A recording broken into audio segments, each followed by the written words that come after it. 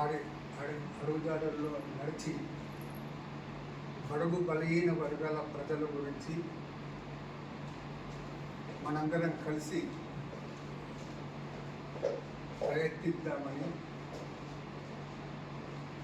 అందుకు కృషి చేద్దామని మనమందరం ఈనాడు ఒక సంకల్పం తీసుకోవాల్సినటువంటి అవసరం ఉందనే మాట మనం చేస్తా ఉన్నాం. ముఖ్యంగా ఇప్పుడు దేశంలో జనగణన జరగబోతుంది. జనగణనలో బీసీలు కులాల వారిగా లెక్కించాల్సినది బీసీ కమిషన్ కూడా కోరుకుంటుంది. కానీ అది సెకండ్ ఫేజ్లో కులాల వారిగా చేద్దామనే మాట చెప్పడం జరిగిందని, ఫస్ట్ ఫేజ్లో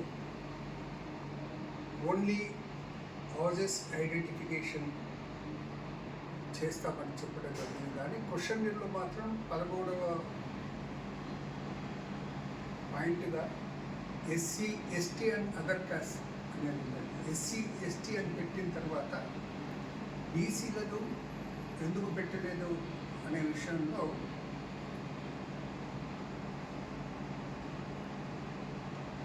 జనగణన చేసే దాంట్లో ఒక చిత్తశుద్ధి ఉందా అనే ఒక సంశయం మాత్రం కలుగుతుందని కూడా మనం చేస్తాం. అదేవిధంగా రాష్ట్రానికి చెందినటువంటి బీసీ కులాల్లోని 40 కులాలు సెంట్రల్ గవర్నమెంట్ బీసీ లిస్టులో లేవు. ఆ బీసీ లిస్టులు అవి ఇంక్లూడ్ చేయకపోతే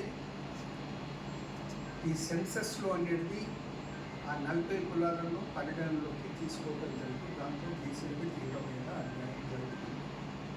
మూడవ అంశం, మహిళలకు చట్టసభలలో కూడా ప్రాతినిధ్యం, అంతటి ప్రాతినిధ్యం ఇవ్వాలనే ఒక సంకల్పం చేయటం జరిగింది.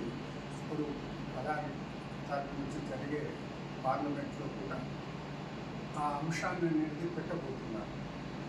అయితే ఎస్సీ ఎస్టీలకు రాజ్యాంగంలో పొందుపరిచిన విధంగా ఎస్సీ ఎస్టీ మహిళలకు రిజర్వేషన్స్ అవకాశం ఉంటుంది. ఎందుకంటే బీసీ మహిళలకు ఎటువంటి అవకాశం లేనటువంటి పరిస్థితి.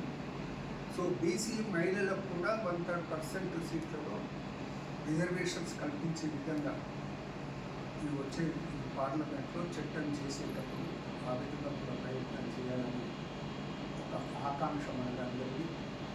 మన ఆకాంక్ష నెరవేర్చడంలో